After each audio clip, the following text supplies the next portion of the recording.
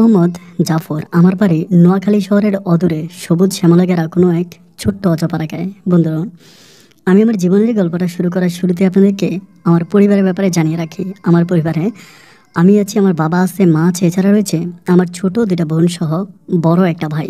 আমরা টোটাল 2 ভাই 2 বোন। আমাদের পরিবারটা ওই প্রত্যন্ত গ্রামেরই এক নিম্ন বিত্ত পরিবার। আমার বাবা পেশায় একজন জেলে। আমার বাবা কোনো হিন্দু ধর্মের মানুষ না, কিন্তু আমাদের এই বংশটা ঠিক একই রকম। আমার দাদাও মাছ ধরতো এবং আমার বাবাও মাছ ধরে। যখন মানুষের বড় বড় পুকুর সেচ দেওয়া হয় অথবা বড় বড় খালে বিলে আমার বাবা জাল দিয়ে মাছ ধরে। এমনই প্রফেশনের সাথে আমি জন্মের পর থেকে আমার বাবাকে জড়িয়ে আসতে দেখেছি। বাবা খুব কষ্ট করে আমাদের পরিবারটা চালায়। মানুষের পুকুরে মাছ ধরে অল্প কিছু মাছ বাবা পায়, এতে আমাদের খাবারের জন্য কিছু রাখে, আর বাকি মাছটা গঞ্জের বাজারে নিয়ে বিক্রি করে। এতে অল্প কিছু টাকার বিনিময়ে আমাদের সংসারটা ছোটোবেলা থেকে খুব সুখে দুঃখে চলে আসতেছিল আমার চোখের সামনে। আমি আমার জীবনের গল্পটা আমার স্কুল জীবন থেকে শুরু করি। আমি নোয়াখালীর ওই গ্রামেরই কোনো একটি স্কুলে পড়াশোনা করতাম। আমি ছোটোবেলা থেকে যথেষ্ট মেধাবী একজন ছাত্র ছিলাম। আমার স্কুলের শিক্ষক শিক্ষিকা সবাই বলতো, আমার বাবাকে বলতো যে এই ছেলেরা যদি ঠিকমতো পড়াশোনা করতে পারে তবে সে এই গ্রামের নাম উজ্জ্বল করবে। আমি যথেষ্ট মনোযোগ দিয়ে পড়াশোনা করতাম। আমি পড়াশোনার প্রতি যথেষ্ট অ্যাক্টিভ একজন ছাত্র ছিলাম। এভাবে দিন আর রাতগুলো কাটতে কাটতে আমি যখন ক্লাস 5-এ পড়ি তখন আমাদের জীবনে একটা ঘটনা ঘটে। একদিন আমি এটাকে শুধু ঘটনা বলবো না, আমি এটাকে বলবো একটা দুর্ঘটনা। একদিন রাতের বেলায় আমাদের ঘরটা খুব ভাঙা ছিল, অতটা বড় ছিল না। আমি ভাইয়া এক রুমে ঘুমাইতাম এবং আমার যে দুটা বোন ছিল, দুইটা বোন এক রুমে ঘুমাইতো আর আমার আব্বা মা অন্য একটা রুমে ঘুমাইতো। যদি আমাদের দাদা ছিল, আমার দাদা বারান্দায় বিছনা করে ঘুমাইতো। অবস্থাটা ঠিক এরকমই ছিল। তো দাদা যেহেতু বারান্দায় ঘুমিয়ে আছে, বাবা মা একই রুমে ঘুমাতো। আমার বাবা প্রতি রাতের বেলায় প্রায় রাত 2টা থেকে 3টা বাজে ঘরে ফিরতো। ওই সময় মানুষের মানুষের অত বেশি জাল দিয়ে মাছ ধরতে পারতো না পুকুরে, যার জন্য বর্ষার সিজন ছিল। আমার বাবা বাইরে গেল মাছ ধরার জন্য, মানে জমিনে খালে বিলে মাছ ধরার জন্য বাবা গেল। তো মাছ ধরতে ধরতে অনেক রাত হয়ে গেল। রাত প্রায় 2টার দিকে আমার বাবা বাড়ি ফিরল। বাড়ি ফেরার পরে বাবা বাড়ি ফিরে যখন শুয়ে গেল, ঠিক ওই সময় হঠাৎ করে চিৎকারের শব্দ আমি শুনতে পাই। আমার মা বাঁচাও বাঁচাও বলে চিৎকার করে উঠলো। মায়ের ওই চিৎকারের শব্দ শোনার পর আমরা 2 ভাই দৌড়িয়ে বের হলাম। বের হওয়ার পরে ওই সময় প্রচুর পরিমাণ মশা লাগতো, বৃষ্টির সিজন ছিল, বাইরের সমস্ত মশাগুলো ঘরের মধ্যে চলে আসতো। তো অনেক মশার জ্বালা ছিল, যার জন্য মশারি টাঙিয়ে আমার আব্বা মা ঘুমাইছিল। আমি যখনই ঘরের মধ্যে ঢুকলাম, আমি দেখলাম যে কিছু একটা জিনিস যেন জানালা দিয়ে বেরিয়ে গেল। এরকম একটা জিনিস আমি দেখলাম। আমার এভাবে যে মা ডাকাডাকি করতেছে, চিল্লাইতেছে, আমরা পাশের রুম থেকে দৌড়ে আসছি, কিন্তু আমার মায়ের পাশে আমার বাবা দিব্যি ঘুমিয়ে আছে। বাবা কিছু বুঝতেই পারে নাই। তো আমি ঘরে আসার পর মাকে জিজ্ঞেস করলাম যে মা কী হয়েছে, তুমি এমন জোরে চিৎকার করলা কেন? মা বলতেছে একটা ভয়ঙ্কর সাপ নাকি কখনো মশারির এই পাশে, কখনো ও পাশে, কিংবা মশারির উপরে উঠে বসেছিল এবং খুবভাবে বাবাকে সবল দেওয়ার জন্য চেষ্টা করতেছিল।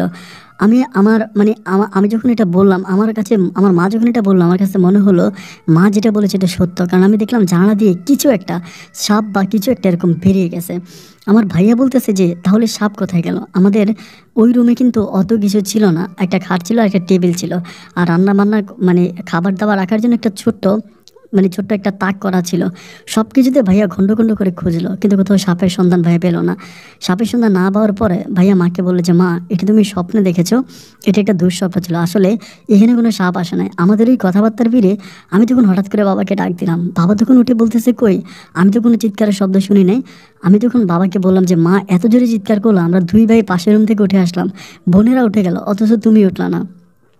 পরিশেষে মা বলতেছে যে না, আমি নিজের চোখে দেখেছি একটা ভয়ঙ্কর টাইপের সাপ, অনেক বড় একটা সাপ, কখনো এই পাশে, কখনো ও পাশে, কখনো উপরে, বিভিন্ন জায়গায় বসে আমার দিকে তাকাচ্ছিল, তোর বাবাকে কামড় দেওয়ার জন্য চেষ্টা করতেছিল।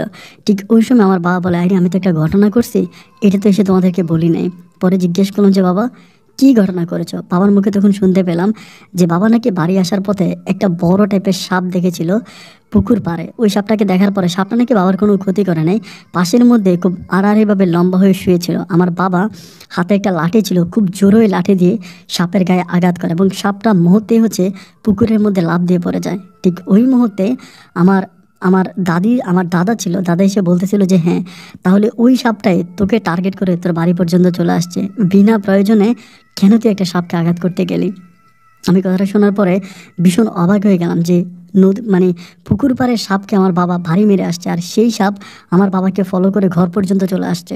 ব্যাপারটা আমার কাছে পুরো অদ্ভুত মনে হলো, ভীষণ ভয়ঙ্কর একটা ব্যাপার মনে হলো। আমি তখন আমার দাদাকে জিজ্ঞেস করলাম যে দাদা এরকম হয় নাকি, যে পুকুর পাড়ে সাপকে লাথি মারলো ঘরে চলে আসছে? আমার বাবা বলে হ্যাঁ।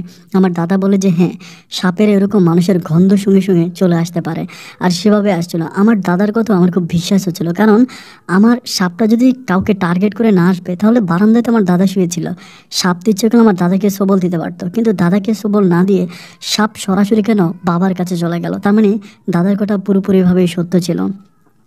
এরপরে আমার বাবাকে আমার মা আর ঘর থেকে বের হইতে দেয় না, বলে তুমি বাসা থেকে বের হবা না, তুমি ঘরের মধ্যেই থাকো, কারণ তুমি বাইরে গেলে এই সাপ তোমাকে সবল দিয়ে মারবে।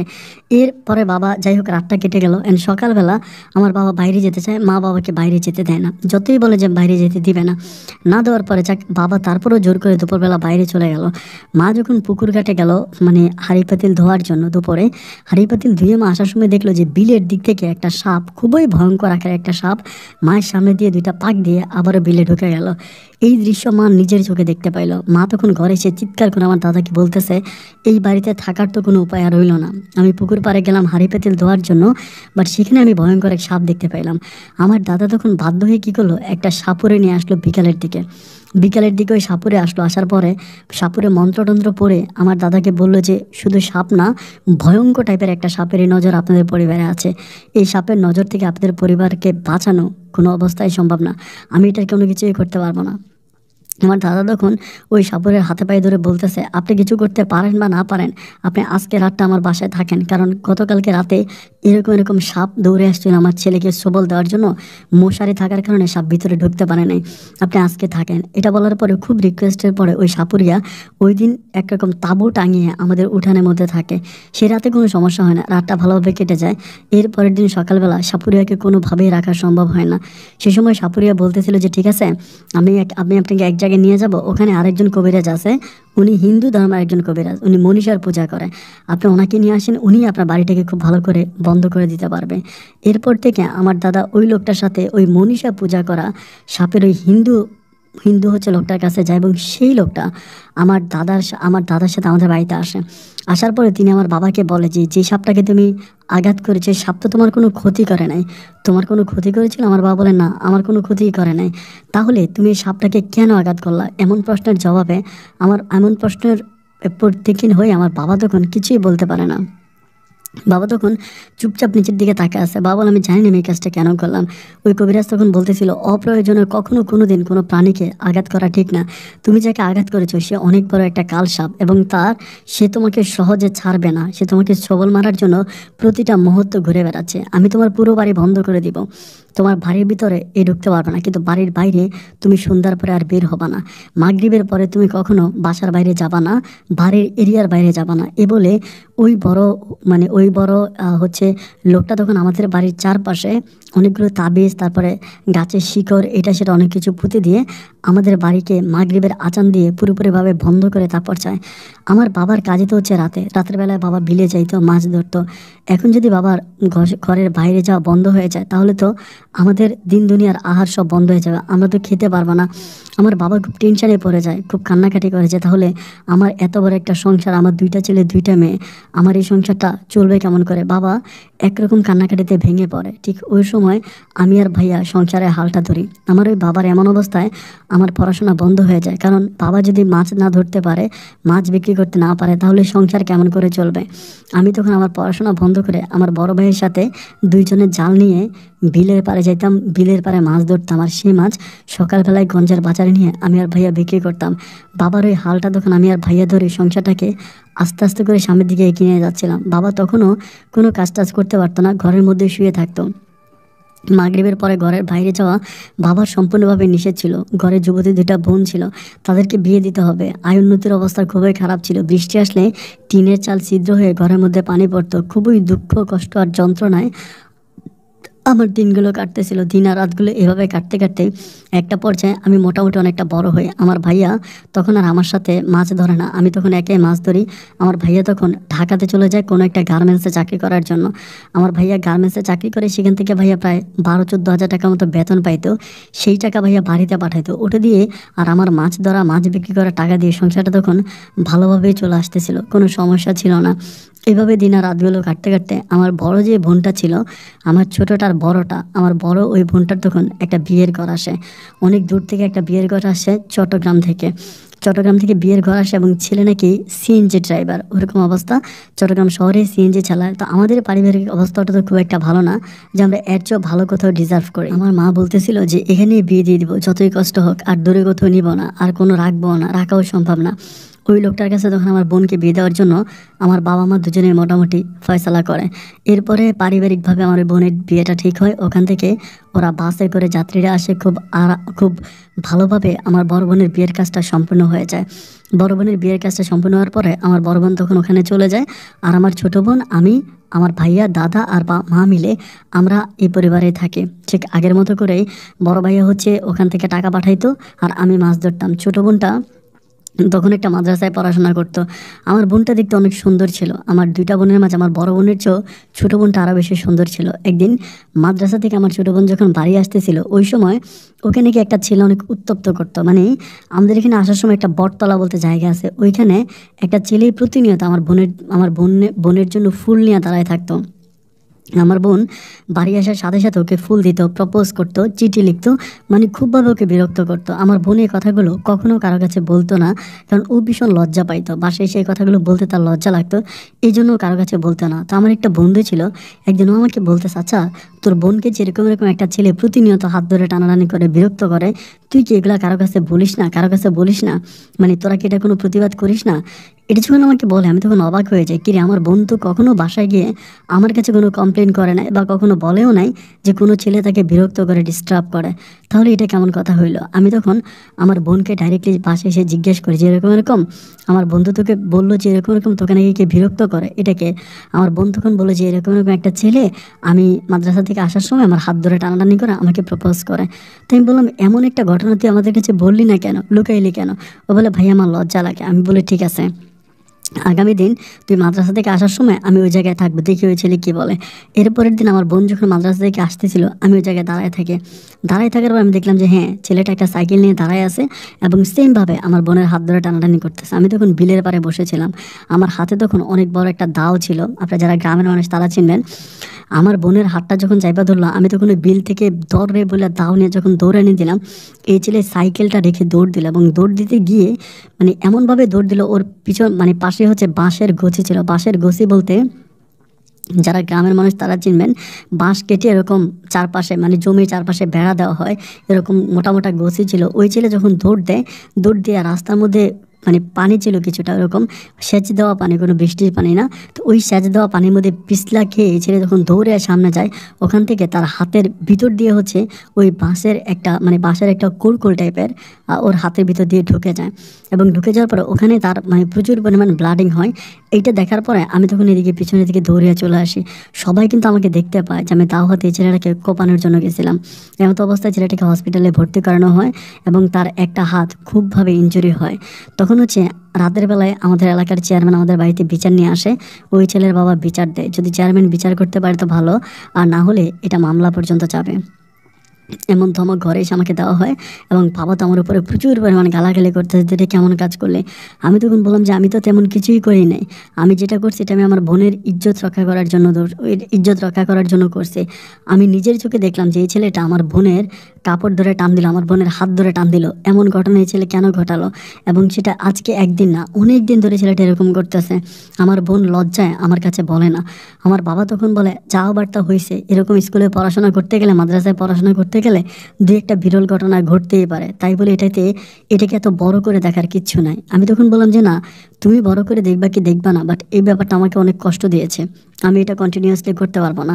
এমনভাবে আমার বাবার সাথে আমার অনেক তর্কাতর্কি হওয়ার একটা পর্যায়ে বাবা তখন রাতটা কোনো মতে কাটান। সকালবেলা ওই ছেলের বাড়ির উঠানে আমাদের দরবার হয়, আমি তখন ওই দরবারে উপস্থিত হই, আমিও যাই, আমার বাবাও যায়, ওই দরবারে উপস্থিত হওয়ার পরে ওই ছেলের বাবা অনেক একটু রাগী টাইপের মানুষ ছিল। ওই ছেলের বাবা তখন দৌড়ে জুতা নিয়ে এসে গ্রামের সব মানুষের সামনে আমাকে জুতা পিটা করতে থাকে।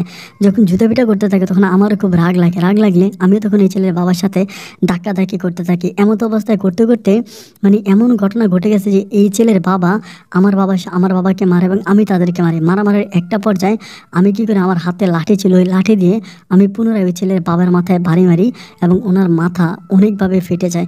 ঠিক এমন অবস্থায় ওই ছেলে ওই ভদ্রলোকের একটা বড় ছেলে থাকে।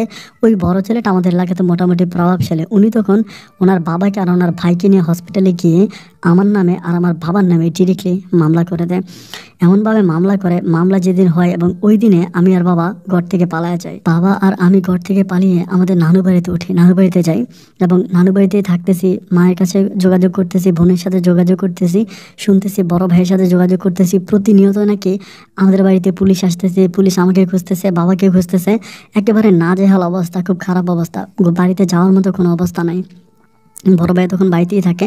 বড় ভাই তখন ঢাকা থেকে বাড়িতে চলে আসে। এমন ঘটনা হওয়ার পরে বড় ভাই থাকে, আমার বোন থাকে, মা থাকে। এরকম করতে করতে হঠাৎ করে 2 থেকে 3 দিন পরে সন্ধ্যার পরে আমার বোন নাকি পুকুরে গিয়েছিল পা ধোয়ার জন্য। আমার বোন আবার পড়তে বসার আগে ও হাত পা ধুয়ে তারপরে পড়তে বসে। তো মাগরিবের পরে পুকুর পাড়ে গেছে হাত পা ধোয়ার জন্য। পুকুর পাড় থেকে ও আর ঘরে আসে নাই। ঘরে ওকে আর পাওয়া যাচ্ছে না। মানে পাওয়া না যাওয়ার পরে আব্বা আম্মা দুজনে ওকে খুঁজতেছে, আমিও খুঁজতেছি, মানে আমরাও খুঁজতেছিলাম। ওইখান থেকে না ওকে পাওয়া যায় না। ও কোথায় গেছে কেউ বলতে পারে না। ওর যে বান্ধবী টান্ধবী ছিল কেউ বলতে পারে না। ওর পায়ে জুতো ছিল, ওই জুতোগুলো পর্যন্ত সাথে করে নিয়ে গেছে। তখন অনেক খারাপ লাগে, কি রে ও কোথায় গেল। আমরা তখন ফুল প্ল্যানিং করলাম, মানে আমরা তখন মানে বুঝে ফেললাম যে আমার বোনকে কিডন্যাপ করা হয়েছে। মেবি আমার বোনকে কিডন্যাপ করে নিয়ে গেছে, এমনটাই আমার কাছে মনে হচ্ছে। তো আমার বোনকে যেহেতু কিডন্যাপ করে নিয়ে গেছে, আমি কী করতে পারবো, কিছু তো করার নাই। আমরাও তো মামলাকে অলরেডি দূরে আছি। পরে আমার মাকে আর ভাইয়াকে দিয়ে থানাতে আমার বোন নিখোঁজের একটা মামলা করে এবং সেই মামলায় আমরা ওই যে ছেলেটা ছিল তাকে এবং তার বাবাকে বাদী করে মামলা করে দিই। তাদের নামে মামলা করে এবং তারাও তখন বাড়ি থেকে পালায় যায়। তারাও পালায় যায়, আমরাও পালাইতে থাকি। আমার মা আর আমার ভাই মিলে তখন আমার বোনকে খুঁজতেছিল, সাথে আমার দাদাও আছে। কিন্তু আমার বোনকে আর পাওয়া যায় না। প্রায় 1 মাসের মতো পেরিয়ে যায়, আমার বোনের কোনো সন্ধান পাওয়া যায় না। তখন তারা ওইখান থেকে চাপ দেয় যে তোরা মামলা উঠিয়ে নে আর আমরাও মামলা উঠিয়ে নেব। পরে আমার বাবা বলে যে না, ও তো নেয় নাই, কারণ ওরা যদি নিত তাহলে ওরা যদি আটকায় কোথায় রাখবে, একটা না একটা সন্ধান আমরা পাইতাম। কিন্তু সন্ধান যেহেতু পাই নাই, তার মানে ওরা নেয় নেয়। পরে আমার বাবা ওই বাপ আর ছেলের নামে যে মামলা করলো এটা উঠে নেয় এবং তারাও আমার বাবার আমার নামে যে মামলা ছিল ওইটা উঠে নেয়। মামলা উঠানোর পরে আমি তখন বাড়িতে আসি। বাড়িতে আসার পরে আমার অবস্থা তখন খুবই খারাপ থাকে। মানে ছোটো বোনকে পাই না ও কোথায় হারায় গেল। আমরা এমন কোনো জায়গায় নেই যে ওকে খুঁজি নাই। পুরো নোয়াখালী ওকে ছিন্ন ভিন্ন করে খুঁজছিলাম, কিন্তু কোথাও ওকে পাওয়া যায়নি। হুজুর, কবিরাজ, খোনার, আমরা কোনো কিছু বাদ রাখি না। অনেক ভালো ভালো মানুষের কাছে গিয়েছিলাম, কিন্তু কেউ এর কোনো সঠিক ব্যাখ্যা দিতে পারে না যে আমার বোন কোথায় হারায় গেছে। দিন আর রাতগুলো এভাবে কাটতে কাটতে একটা পর্যায়ে আমি প্রচুর পরিমাণ ডিপ্রেশনে পড়ে যাই। এরকম তো হতে পারে না। পরে আমার বাবা রংপুরের দিকে একটা কবিরাজ ছিল, কোনো লোকের মাধ্যমে জানতে পারে ওই কবিরাজটা নাকি আয়নার দিকে তাকায়া বলে দিতে পারে যে মানুষটা কোথায় আছে। এমন কথার পরিপ্রেক্ষিতে আমি আর বাবা তখন রংপুরে যাই ওই কবিরাজের কাছে এবং ঠিকই সদ্য সাদা একটা পানির গ্লাস কবিরাজ হাতে নেয় এবং ওই গ্লাসের দিকে তাকে আমাকে বলে যে আমার বোন নাকি চট্টগ্রাম শহরে আছে। এটা বলে যে আমার বোন চট্টগ্রাম শহরে আছে, ওখানে তাকে নিয়ে যাওয়া হয়েছে এবং তাকে জিনেরা নিয়ে গেছে, এগুলো বলে। তো জিনের সাথে তো আমার বোনের কোনো সম্পর্ক ছিল না। আমার বোনের সম্পর্ক ছিল একটা ছেলের সাথে। ওই লম্পটটা এখনও বাড়িতেই আছে। তাহলে আমার বোন কিভাবে চট্টগ্রামে চলে গেল, এটার কোনো কিছুই আমার মাথায় আসতেছে না। আব্বা আর আমি খুব টেনশনে পড়ে যাই যে কীভাবে কী করা যায়, কীভাবে তাকে পেতে পারে। মাথায় কোনো কিছু কাজ করতেছে না। একটা পর্যায়ে বাবা আমাকে বলতেছে যে একটা কাজ কর, আমরা একটা কাজ করে দেখি আমরা অন্য কোনো ওয়েতে তোর বোনকে পাইতে পারি কিনা। অন্য কোনো ওয়ে বলতে আমার বাবা প্ল্যানিং করলো যে বাবা আর আমি একেবারে চট্টগ্রামে চলে যাব। ওখানে গিয়ে বাবার পিছনে কিছু একটা করবে, তারপর আমরা ওইখানে গিয়ে আমার ছোটো বোনকে খুঁজবো। তো বড় ভাই যেহেতু বাড়িতে আছে, বড় ভাইয়ের সময় কমপ্লিটলি বাড়িতেই থাকতো। বড় ভাইয়া, আম্মা, দাদা বাড়িতে আছে, আমি আর আমার বাবা তখন চট্টগ্রামে চলে যাই। চট্টগ্রামে আমার একটা দূর সম্পর্কের পুপি আছে, হাটহাজারের ওইদিকে ওনাদের বাসা। তো ওনার সাথে যোগাযোগ করে চট্টগ্রাম শহরের দিকে আমি আর আমার বাবা তখন আমার বোনকেই খুঁজতে থাকি। আমি তখন অনেকগুলো পোস্টার, ব্যানার চট্টগ্রামের অলিতে গলিতে বিভিন্ন জায়গায় লাগে আমার বোনকে খোঁজার জন্য, কিন্তু কোনো ব্যানারে আমার বোনকে পাওয়া যায় না। কোথাও আমার বোনকে পাই না। না পাওয়ার পরে ওইখানে থাকতে থাকতে আমার বাবা তখন চিন্তা করলো যে কিছু না কিছু একটা করতে হবে। আর আমার যে ছোটো বোন জামাই ছিল উনি তখন সিএনজি চালাইতো। পরে আমার বাবা আবার একটু অন্যরকম মানুষ ছিল, বৃদ্ধ হলেও আমার বাবার গায়ে প্রচুর শক্তি ছিল। আমার এই দুলাভাই তখন আমার বাবাকে অফার করলো যে বাবা আপনি একটা কাজ করেন, আপনি একটা সিএনজি নিয়ে যান, একটা সিএনজি চালান, এখানে অনেক ভালো হবে। এরপরে কন্টিনিউ বাবা হচ্ছে দুলাভাইয়ের সাথে ওখানে সিএনজি চালাতে শুরু করে। সিএনজি চালায় এবং সিএনজি চালায় মোটামুটি বাবা অনেক ভালো টাকা আয় করতো। বৃদ্ধ বয়সে বাবা সিএনজি চালায়। আমি তখন আর তেমন কিছুই করি না, আমি আমার বোনের সাথে থাকি।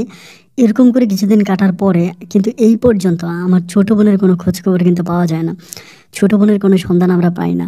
কোনো কবিরাজে বলে জিনারা নিয়ে গেছে, আবার কেউ কেউ বলে আমার ছোট বোন আগে যাকে পছন্দ করতো হয়তো ওই ছেলে নিয়ে গেছে। এক একজন এক এক কথা বলে, কিন্তু সঠিকভাবে আমার বোন কোথায় গেল এটার সঠিক উত্তর কেউ দিতে পারে না।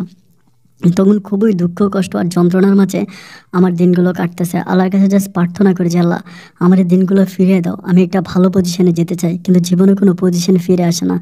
সময়গুলো এভাবে কাটতে কাটতে তারপর আমি চিন্তা করতেছিলাম যে আমিও কিছু একটা করার জন্য চেষ্টা করব।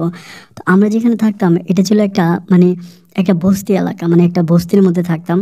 চট্টগ্রামের যে বস্তিগুলো হয় ওই কলোনির মতো একটা বস্তির মধ্যে থাকতাম। তো সেখানে 8 রুমের কিছু ঘর ছিল আর কি, সেমি পাকা। ওই ঘরের জমিদার বলে চট্টগ্রামের ভাষায়, ওই জমিদার বাড়িওয়ালা। তো বাড়িওয়ালা উনি মোটামুটি একটু মধ্যবয়স্ক ছিল, কিন্তু উনি একটু ঘেরে কাটা টাইপের মানুষ ছিল। সারাক্ষণই হচ্ছে বাড়িতে বাসায় বসে থাকতো এবং ওনার একটা মেয়ে আছে, ওই মেয়েটার সাথে সারাটাক্ষণই হচ্ছে ঝগড়া করতো। মেয়েটা ওখানেই একটা মাদ্রাসায় পড়াশোনা করতো। তো মেয়েটার সাথে সারাক্ষণ ঝগড়া করতো, তো ঝগড়াঝাটি করতো, মেয়েটা কান্নাকাটি করতো। বাপ মেয়ের এসব খুনসুটি দেখার পরে আমার তখন আমার ছোটো বোনের কথা খুব মনে পড়ে। আমার বাবাও কিন্তু কারণ আমার ছোটো বোনকে খুব বকা টকা দিত, ধমক দিত। তো আমি ছোটো বোনকে অনেক মিস করি, আর মেয়েটাকেও আমার খুব ভালো লাগে। লাগার পরে কিছুদিন পরে আমি একদিন চেষ্টা করি মেয়েটার সাথে কথা বলার জন্য। একদিন তার বাবা থেকে খুব বকে, সন্ধ্যার সময় ডিম আনার জন্য সে দোকানে যায় তার বাবার বকা খাওয়ার পরে। তো ডিম আনতে যখন সে যাচ্ছিল আমি তার পিছন পিছন যাচ্ছিলাম। যাওয়ার পরে দোকান থেকে সে ডিম কিনে আসার সময় আমি তার সাথে কথা বলি। আমি তার নাম জিজ্ঞেস করি, সে বলে তার নাম রুজিনা। আমি তখন বললাম যে রুজিনা, আপনার আব্বা আপনাকে এত বকে কিন্তু আপনার মা তো কোনো প্রতিবাদ করে না। যথারীতি বাবারা বকা দিলে কিন্তু মারা প্রতিবাদ করে, কিন্তু আপনার মা তো কোনো প্রতিবাদ করে না। তো আমাকে বলে যে আমার মা একটু অন্যরকমই, আর প্রতিবাদ করলে রাত্রেবেলা আমার বাবা আমার মাকে মারে, তো মায়ের ভয়ে আমার মা কোনো প্রতিবাদ করে না। তো মেয়েটার কথা শোনার পরে না আমার মনটা জানি কেমন গলে যায়, আমার তাকে অনেক ভালো লাগে, অনেক ভালো লাগে। এক কথা আমি তার প্রতি পুরোটা অ্যাক্টিভ হয়ে যাই। তো এভাবে কথাবার্তা বলার পরে আমি তখন মাঝে মাঝে মেয়েটার সাথে কথা বলি, মাঝে মাঝে সুযোগ পাইলে কথা বলি, নাম জিজ্ঞেস করি। তারপরে এটা সেটা অনেক ব্যাপারে তার সাথে আমার কথা হয়। কথা হতে হতে কোন সময় যে তাকে আমার ভালো লেগেছে আমি বুঝতে পারি না, বাট সেই মুহূর্ত পর্যন্ত কিন্তু আমি বেকার। দুলা ভাই আর বাবা দুজনেই সিএনজি চালায়, আর বড় ভাইয়া তখন গ্রামে থাকে, নোয়াখালীতে হচ্ছে মাঠে ঘাটে কাজ টাজ করে। আর ছোটো বোনকে তো পাওয়াই যাচ্ছে না, মা বাড়িতেই পড়ে আছে, আর আমি ওখানে এরকম করে সময় কাটাইতেছি। এরপরে এই মেয়েটার সাথে আমার মোটামুটি একটা ভালো সম্পর্ক হয়। ভালো সম্পর্ক বলতে ফ্রেন্ডলি একটা সম্পর্ক, বন্ধুত্বের মতো একটা সম্পর্ক হয়। তো আমি তার সাথে ওভাবে হচ্ছে চলাফেরা করে করতে করতে কিছুদিন পরে আর কিছুদিন কেটে যাওয়ার পর আমার কাছে কেন জানি মনে হলো যে আমি এই সম্পর্কটাকে সামনের দিকে নিয়ে যাব। আমি আমার নিজের ইচ্ছে মেয়েটাকে প্রপোজ করি ডিরেক্টলি তাকে বলি যে দেখো রুজিনা, তোমাকে আমার খুব ভালো লাগে, এখন তুমি যদি কিছু না মনে করো আমি তোমার সাথে একটা সম্পর্কে জড়াতে চাই এবং আমি তোমাকে বিয়ে করব, এমন একটা অফার তাকে করি। কিন্তু আমি জানতাম না যে অফারের বিপরীতে এরকম একটা ঘটনা ঘটবে। আমি তাকে অফার করি এবং সেই ডিরেক্টলি এই কথাটা গিয়ে তার বাবাকে বলে দেয় যে আমি তাকে প্রেমের প্রপোজাল দিয়েছি। তার বাবা তো আগেই একটু খেরখোটা টাইপের মানুষ ছিল। যখন এমন কথা শুনতে পায় তখন উনি তেলে বেগুনে রেগে ওঠে এবং উনি ওই দিন রাতের বেলায় আমাদেরকে বাসা ছেড়ে চলে যাওয়ার নোটিশ দিয়ে দেয়। এই সময় কোথাও বাসা পাওয়ার কোনো অবস্থা নেই, আমরা কোথাও বাসা পাবো না। এই রাতের বেলায় বাসা কোথায় পাবো? তো এই রাতের বেলায় আমাদেরকে বলে যে সকালে আপনারা বাসা ছেড়ে দেবেন, আপনি এই বাসা থাকবেন না, অপরাধ, আমি নাকি ওনার মেয়েকে প্রপোজ করেছি। এবং উনি বলে যে আপনারা যদি আমাদের ভাড়াটিয়া না হতেন, অন্য কেউ হতেন, তাহলে আজকে মেয়ের বাসা থেকে বের করতাম। এমনভাবে ধমকাধমকি করে, কিন্তু আমি খুব অবাক হয়ে যাই। আমি তো এই মেয়েটাকে জাস্ট অফার করছি, আমি তো ওরকম খারাপ কোনো কিছুই বলি নাই। যাই হোক, এরপরের দিন সকালবেলা আব্বা তো আমার উপরে খুবভাবে খেপে যায়, অনেক রাগারাগি করে। এরপরে আব্বা, তারপর দুলা ভাই, দেন আমার বড় আপা, আমরা সবাই মিলে হচ্ছে বাসা ছেড়ে দেই। ওখান থেকে বাসা ছেড়ে দিই আমরা তখন হচ্ছে নতুন আরেকটা বাসাতে উঠে এবং দিনের ভিতরেই আমরা আরেকটা বাসা ঠিক করি। যেহেতু দুলাভাই ওখানকার লোকাল ছিল, মোটামুটি ওনাকে সবাই চিনে, তো সেক্ষেত্রে দুলাভাইয়ের জন্য আমরা একটা ভালো বাসা পেয়ে যাই। দেন আমরা ওই বাসার মধ্যে উঠি, আমি, আব্বা, আমার বড় আপু আর হচ্ছে দুলাভাই। ওখানে গিয়ে উঠি। তো আমার বড় আপু কিন্তু ওই সময় প্রেগনেন্ট ছিল, মানে বাচ্চা পেটে ছিল। তো এরপরও বড় আপু এত কাজ টাজ করতো, এই মানে প্রেগনেন্ট অবস্থা ওনাকে এত কাজ টাজ করা লাগলো। তো এখানে চলে আসি, পরে আমি আর রোজিনা মেয়েটার সাথে কথা বলি না, আমার আমার কথা বলার দরকার নাই। এইভাবে দিন আর রাতগুলো কাটতে কাটতে তো একদিন বাবা আমাকে বলতেছে যে তুই এভাবে বেকার না করে তুই আমার সাথে সিএনজি চালা, আমার সাথে সিএনজিতে আয়, তুইও সিএনজি চালাবি। ওই সময় কিন্তু আমরা আমাদের ছোটো বোনের কথা ভুলেই গেছি, মানে ছোটো বোনকে আর পাই নাই। ওই যে কোথায় গেল তার কোনো সন্ধান কেউই দিতে পারে না, তার কোনো সন্ধান জানি না। পরে আমি বাবার কথা মতো বাবার সাথে সিএনজিতে উঠে যাই, আর বাবা সিএনজি চালায়, আমি বাবার সাথে সাথে থাকি। কয়েকদিন বাবার সাথে এভাবে হাত ঘোরানোর পরে আমি আলহামদুলিল্লাহ একটা সময় মোটামুটি খুব ভালোভাবে প্রফেশনালি সিএনজি ড্রাইভার হয়ে যায়। আমি তখন খুব ভালো করে সিএনজি চালাইতে পারি, আর ভালো করে সিএনজি চালাই, বাবার সাথে থাকি। অ্যান্ড বাবা তখন আমাকে এখানে সেখানে বিভিন্ন জায়গায় ঘোরায়, দেখায় কীভাবে সিএনজি চালাইতে হবে। আমি তখন রাস্তাঘাট মোটামুটি সব কিছু চিনি। তাই আমিও তখন চট্টগ্রামে সিএনজি চালাই। এভাবে প্রায় 3 মাসের মতো কাটে। 3 মাস পরে আমি একদিন চট্টগ্রাম হচ্ছে কাজীর ডোরে একটা এলাকা আছে, ওই এলাকাতে সিএনজি চালাচ্ছিলাম। তো একটা মেয়ে সিগন্যাল দিল, সিগন্যাল দেওয়ার পরে আমি তখন দাঁড়াইলাম, মেয়েটা উঠলো। অ্যান্ড উঠার পরে মানে আমি খেয়াল করে দেখলাম লুকিং গ্লাসে সিএনজিদের, মানে সিএনজি ড্রাইভারদের একটা লুকিং গ্লাস থাকে, এটা যারা সিএনজি চালায় তারাই জানে। ওই লুকিং গ্লাসে গোপনভাবে পিছনে দেখা যায় যে পিছনে কী হচ্ছে। তো আমি তখন ওই লুকিং গ্লাসে দেখতেছিলাম যে পিছনে একটা মেয়ে মানে ওরকম ব্লেড দিয়ে মেবি কিছু একটা করতেছে, বা এরকম মনে হলো যে কান্না করতেছে আর কিছু কাটতেছে। তো আমার ভিতরে তখন একটু ভয় লেগে গেল। আমি তখন সিএনজি পাশে দাঁড় করালাম, দাঁড়া বললাম যে দেখি তো আপনি কী কাটেন। মেয়েটা আমার দিকে তাকে একটু থমকে দাঁড়ায়, মানে কিছু বলে নাই, কোথায় যাবে এটা বলে নাই, শুধু বলে যে আপনি সামনে যাবো, ওটা এটা বলে উঠছিল। পরে আমার দিকে তাকায়, সে কিছু বলে না। আমি বললাম যে আপনি নামেন। পরে আমাকে বলে যে মানে ডিরেক্টলি বলতেছে যে জাফর ভাই, এটা বলে আপনি কি আমাকে চিনেন নাই? তো এটা যখন বললাম তখন বললাম কী রে জাফর ভাই, আমার নাম ধরে বলতেছে, কণ্ঠটা কেমন পরিচিত মনে হয়। আমি তখন বললাম আপনি কে? পরে বলে আপনি একটু সিএনজিটা নীরব জায়গায় নিয়ে যান। তো তখন কিন্তু আমি দেখলাম যে তার হাত বেয়ে বেয়ে রক্ত পড়তেছে, মানে রক্ত পড়তেছে এমন অবস্থা। আমি খুব ভয় পেয়ে যাই, আল্লাহ জানে কী হইলো। তো না একটু সিএনজিটা সামনে টান দিয়ে নিই, একটু নীরব জায়গায় গিয়ে দাঁড়ায়। আমি বললাম যে আপনি কে বলেন তো? পরে মেয়েটা তার মুখোশ পরা ছিল, মুখোশ খোলে, তখন আমি দেখতে পাই যে এটা আমাদের বাড়িওয়ালার মেয়ে রুজিনা। আমি তাকে দেখতে পাওয়ার পরে খুব অবাক হয়েছে। আমি বললাম যে রুজিনা আপনি এখানে কী করেন, আর আপনি হাত কাটছেন কেন, আপনার হাত থেকে রক্ত বেরোতে আছে? তো বলে আমার হাতের রক্তের চেয়েও আমার পেটের মধ্যে আরও বেশি রক্ত জমা আছে, আমার পেটের রক্তগুলো কী করে বের করবো বলেন তো? এরকম করে কান্নাকাটি করে। আমি তখন বললাম যে কী হয়েছে আসলে, আপনি আমার কাছে খুলে বলেন ঘটনাটা কী। পরে বলতেছে যে আমার পেটে বাবু আছে, এটা বলেন। আমি তখন মানে যখন বললো, আমি তখন বললাম যে আপনার পেটে বাবু আছে, এটা কেমন কথা বলতেছেন? তো বলে যে হ্যাঁ আমার পেটে বাবু আছে। আমি শোনার পরে খুব অবাক হয়ে গেলাম। আমি তখন বললাম যে এই বাবুর বাবাকে, আমি এই বাবুর বাবাকে এটা বলতে পারবো না, এটা আমার মুখ থেকে বের হবে না। আমি যখন জানলাম যে ইনিও এই বাবুর বাবা, আমি তখন বললাম যে তার মানে কি ইনি আপনার বাবা না? পরে বলে যে না, তিনি আমার সৎ বাবা। আমার মা এই যায় যে বাড়িটাতে আপনারা ছিলেন, এই বাড়িটা ছিল আমার মায়ের বাড়ি, মূলত বাড়িটা আমার মায়ের, আমার দাদার, এবং আমার মাকে উনি বিয়ে করে, বিয়ে করার পরে উনি এই জায়গাটা নিয়ে যায়। আমি তখন বললাম যে আপনার যে বাবা ছিল অরিজিনালি আপনার বাবা কোথায়? পরে বলেছে আমার বাবা আমার মাকে বিয়ে করার পর আমি দুনিয়াতে আসার পরে কোথায় যেন চলে গেছে, আর কখনো আমাদের বাড়িতে আসে না বা আমাদের এলাকাতে আসে না। আমার বাবা একটু পাগল টাইপের ছিল, একটু মেন্টাল টাইপের ছিল। আমার বাবারও অনেক সয় সম্পত্তি ছিল, কিন্তু আমরা এগুলো কিছুই পাই না, যেহেতু আমার মায়ের কোনো ছেলে সন্তান ছিল না। আমি তখন বললাম তার মানে আপনার সাথে ওই গেট করা লোকটা আপনার আপন বাবা ছিল না? বলে না, ইনি আমার সৎ বাবা। আমি তখন বললাম যে তাহলে আপনি এটা নিয়ে মামলা টামলা কিছু একটা করেন না কেন? আপনি কোনো মামলা মোকদ্দমা করেন, এগুলো করেন। তো মেয়েটা আমাকে বলে যে না আমি কোনো মামলা টামলায় যেতে চাই না, কিন্তু আমি এই বাচ্চাটা নষ্ট করতে চাই। তখন আমার ভিতরে খুব খারাপ লাগেছে। আমি বললাম যে না আপনি বাচ্চাটা নষ্ট করেন না, এটার একটা না একটা ব্যবস্থা হবে, আপনি বাবুটারে নষ্ট করেন না। আমি তাকে খুব রিকোয়েস্ট করে ঘরে পাঠাই। অ্যান্ড ঘরে পাঠানোর পরে আমি তখন আমাদের বাসায় আসি। বাসায় আসার পরে আমি তখন দুলাভাইকে ব্যাপারটা বলি। যেহেতু দুলাভাইয়ের সাথে আমার সম্পর্কটা অনেক ভালো ছিল, আমি তখন দুলাভাইকে বললাম যে দুলাভাই এমন এমন ঘটনা। দুলাভাই শুনে তো একদম তাজ্জব, কী বললি তুই? আমি বললাম হ্যাঁ সত্যি, আমি সত্যি বলতেছি, এমন এমন ঘটনা, এই ঘটনা। আমি তখন বলি দুলাভাই বলে সত্যি? আমি বললাম হ্যাঁ। দুলাভাই বলতেছে এই বাড়িওয়ালা আমাদেরকে এক রাতের মধ্যে বাড়ি ছাড়ার নোটিশ দিছে, আমাদেরকে বাড়ি থেকে বের করে দিছে, অথচ এই বাড়িওয়ালা এমন ঘটনা ঘটাইছে, ওর তো এইভাবে ছাড়া যাবে না। আমি তখন বললাম যে দুলাভাই দেখেন এরকম করাটা আসলে ঠিক হবে না। উনি যাই হোক একটা ঘটনা ঘটাইছে, ওনার জায়গায় উনি এটা করছে, আমরা এটাকে বাদ দিয়ে দিই, এটা বলে। দুলাভাই বলে যে না, ওর মতো লোকে ছাড়া যাবে না, ও অনেক বড় ইবলিশ, ওর মতো ইবলিশকে ছাড়া যাবে না। এটা বলে দুলাভাই বাড়িওয়ালার উপরে মোটামুটি অনেকটা খেপে যায়। খেপে গিয়ে আমাকে বলে যে এটার একটা সুরাহার আমি করবো, আমাকে এভাবে ছাড়বো না। তখন দুলাভাই যেহেতু ওখানকার লোকাল ছিল, ওখানকার লোকাল সব পোলাপানের সাথে দুলাভাইয়ের সম্পর্ক আছে। প্রত্যেকটা পোলাপানকে দুলাভাই চিনে এবং দুলাভাইকেও সব পোলাপানে চিনে। তখন দুলাভাই কী করলো, ওই এলাকাতে গিয়ে মোটামুটি একজন দুজনকে দুলাভাই ব্যাপারটা জানাইতে শুরু করলো। কিন্তু আমি কিন্তু এই ব্যাপারটার সাথে এঙ্গেজ ছিলাম না। আমি কখনোই দুলাভাইকে বলি নাই এরকম একটা ঘটনা করার জন্য। আমি দুলাভাইকে জাস্ট বলছিলাম যে মেয়েটার লাইফটা যাতে সেভ হয় এটার জন্য। আমার ওই দুলাভাইয়ের মেয়ের সৎ বাবার উপরে প্রতিশোধ নেওয়ার কোনো টার্গেট আমার ছিল না। কিন্তু দুলাভাই ব্যাপারটা সম্পূর্ণ প্রতিশোধের উপরে নিয়ে যায়। তারপর দুলাভাই ওই পরিবারে যায়, অ্যান্ড ওই পরিবারে যাওয়ার পরে দুলাভাই এলাকার লোকদেরকে জানায় যে এমন এমন ঘটনা, ওনার যে বড় মেয়ে এসে রুজিনা, ওই মেয়ে প্রেগনেন্ট এবং বাবা এই কাজ করছে। এরকম করে পুরো এলাকাতে ব্যাপারটা ছড়ায় দেয়। যখন পুরো এলাকাতে ব্যাপারটা ছড়ায় দেওয়ার পরে পুরো এলাকার মানুষ ব্যাপারটা জানতে পারে, অ্যান্ড জানতে পারার পরে তখন কি করে, দুলাভাই সহ আরও লোকজন গিয়ে রাতের বেলায় ওই বাড়িতে হামলা দেয়। হামলা দিলে ওই বাসায় হামলা দেয়, তখন মেয়েকে বের করে ওর সাথে ডাক্তার নিয়ে যায় এবং ডাক্তার দিয়ে রাতের মধ্যে চেক আপ করে যে হ্যাঁ ঠিক আছে, মেয়ের পেটে বাচ্চা আছে। এবং মেয়েকে যখন প্রেশার করা হয়, মেয়ে তখন বলে না। ওই দিন রাতের বেলায় দুলাভাই, আমি সহ অনেকগুলো মানুষ ওখানে থাকি।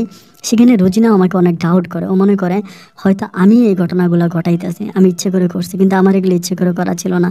পরের দিন সকালবেলা মেয়েকে এবং ওনার মেয়েকে দুজনকে হসপিটালে নিয়ে যাওয়া হয় এবং ওখানে ডিএনএ টেস্টের মাধ্যমে বোঝা যায় যে হ্যাঁ, মেয়ের পেটে যে বাচ্চা আছে ওই বাচ্চার বাবা এই লোকটাই।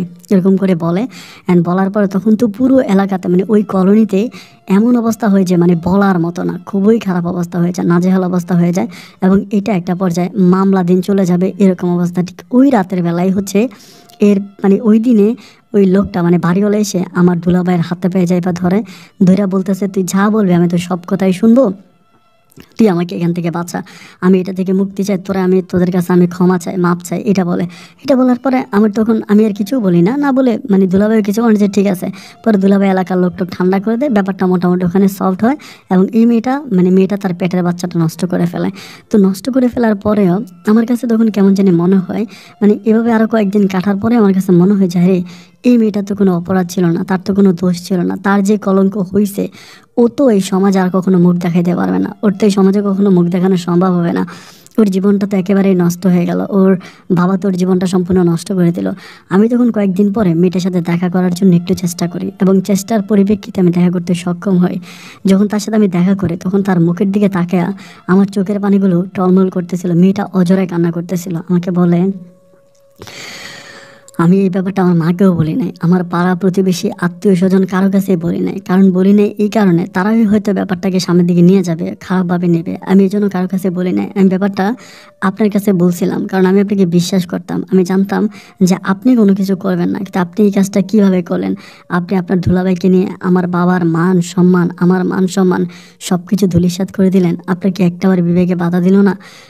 মেয়ের কথাগুলো শোনার পর আমার নিজের কাছে নিজেকে অনেক বেশি অপরাধী মনে হচ্ছিল। আমার মনে হচ্ছিল যে হ্যাঁ, আমি আসলে অনেক বড় অপরাধ করেছি। আমি এই কাজটা না করলেও পারতাম। কেন আমার জন্য এত সুন্দর একটা মেয়ের জীবন এমন করে নষ্ট হয়ে গেল? আমি তখন নিজেও অনেক কান্নাকাটি। আমি বলে, দেখেন আসলে এটার জন্য আমি মোটেও প্রস্তুত ছিলাম না, আমি এটা ইচ্ছে করে করি না, আমার দুলাভাইয়ের রাগের বশবর্তী হয়ে কাজটা করছে। মেয়েটা তখন খুব কান্নাকাটি করে। তখন তার কাছে একটা মোবাইল ফোন থাকে। আমি তখন বললাম যে কিছু না মনে করলে আপনার ফোন নাম্বারটা আমাকে একটু দিবেন। তো তখন মেয়েটা আমাকে তার ফোন নাম্বারটা দেওয়ার পরে আমি মাঝে মাঝেই তার সাথে সিএনজিতে আমি তার সাথে কথা বলি, অলওয়েজ কথা বলি। তার যে একাকিত্ব বা ডিপ্রেশনের যে সময়টা ওইটা আমি তাকে দিই, যে সাথে যাতে ডিপ্রেশনে পড়ে না যায়, টেনশনে না পড়ে। এই জন্য আমি তার সাথে অলওয়েজ কথা বলি। এইভাবে কথা বলতে বলতে কি মেয়েটা আমাকে বলে নাকি আমি তাকে বলি, আমি জানি না, আমাদের দুজনের মাঝে একটা প্রেমের সম্পর্ক হয়ে যায়। এবং সম্পর্ক হওয়ার পরে আমরা দুজনাকে খুবই ভালোবাসি। অনেক মধুর সম্পর্ক হয় আমাদের। এতটাই মধুর সম্পর্ক হয় যে আমরা কেউ কাউকে ছাড়া একটা মুহূর্ত বাঁচতে পারি না।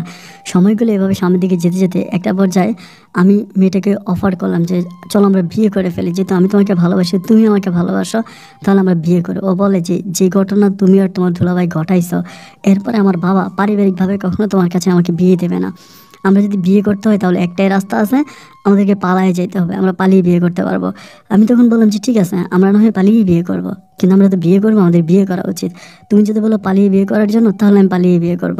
ও আমাকে বলা আচ্ছা ঠিক আছে, তাহলে আমরা পালিয়ে বিয়ে করব। এরপরে আমি তাকে চট্টগ্রামের একটা কাজে অফিসে নিয়ে 2 লক্ষ টাকা আমি বিয়ে করে ফেলি। এই ব্যাপারটা আমি তার বাবা মা এবং আমার বাবা মা কাউকে জানাই না। ও তখন ওখানেই থাকে, ওর পরিবারে থাকে, আমি আমাদের পরিবারে থাকি। এভাবে আরও প্রায় 1 বছরের মতো কাটে।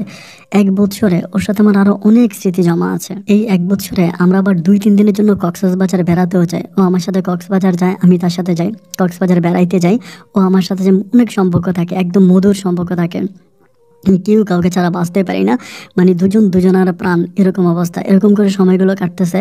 কাটতে কাটতে আমার কাছে কিছুদিন পরে, মানে 1 বছরের পরেই হচ্ছে ওর বাবা ওর বিয়ে ঠিক করে একটা হুজুরের সাথে, মানে মসজিদে চাকরি করে। এই লোকটা ক্লিনার বাই টাইপের কিছু, ইমাম না। ওই লোকটার সাথে, ওই লোকটা অনেক বয়স্ক ছিল, ওই বয়স্ক লোকটার সাথেই তার বাবা তার বিয়ে ঠিক করে। তো ওখানে যখন তার বিয়ে ঠিক হয়, ও তখন খুব কান্নাকাটি করে, আমাকে বলে যে এমনি এমনি বাবা বিয়ে ঠিক করছে, এখন কি করব। তো মানে আমার তখন অনেক খারাপ লাগে, কারণ আমি তাকে মন প্রাণ উজাড় করে ভালোবাসি।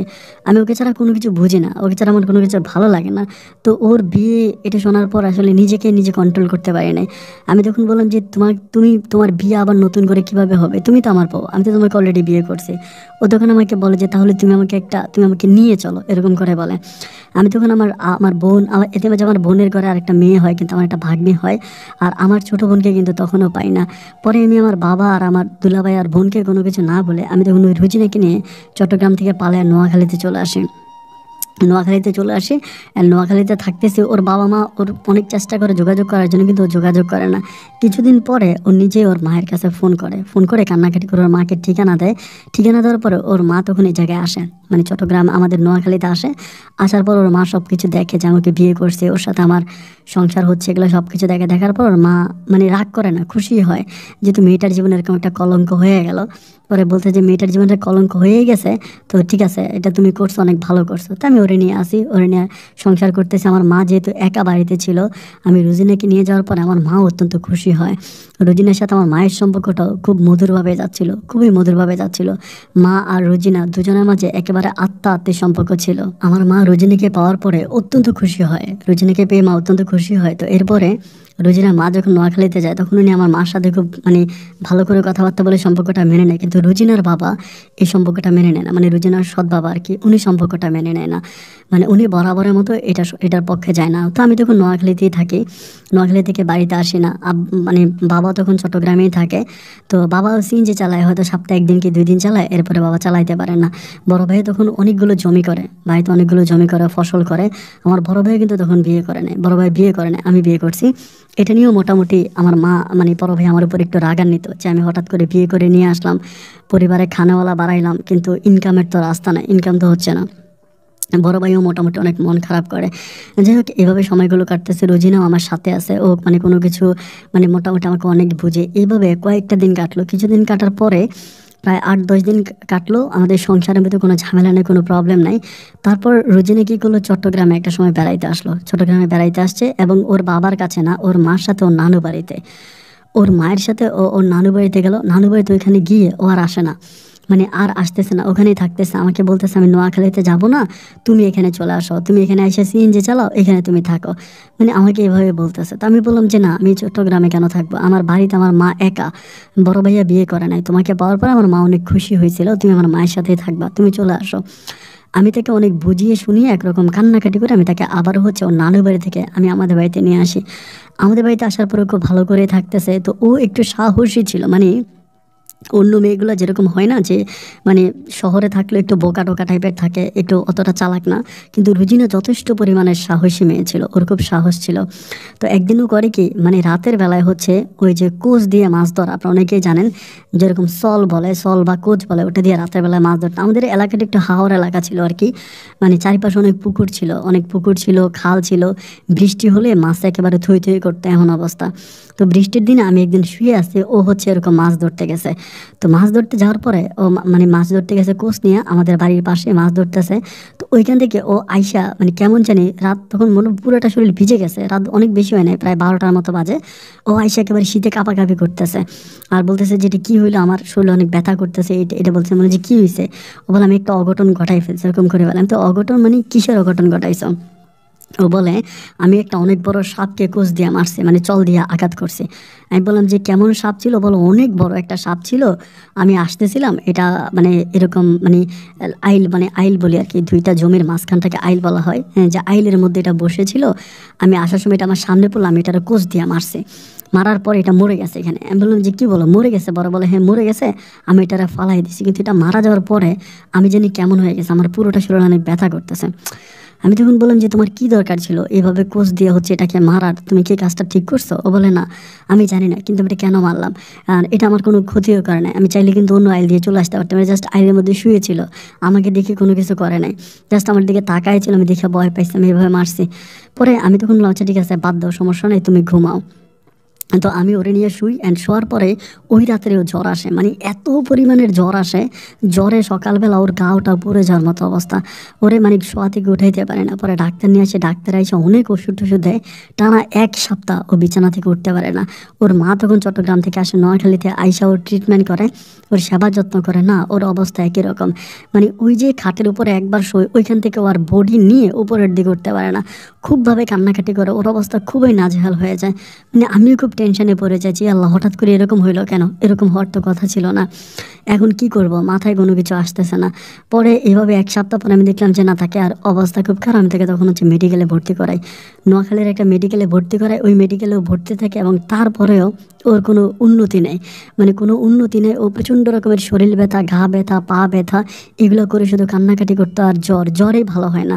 তো ওইখান থেকে তারে বাড়িতে নিয়ে আসি, বাড়িতে আনার পরেও অবস্থা এরকমই। পরে আমার মা বলতেছে যে এরকম তো ডাক্তারে অনেক কিছুই খাওয়াইলাম, কোনো কাজ তো হইলো না, একটা কাজ করি, এবার না হয় একটু কবিরাজির চিকিৎসা করি, মা বলে।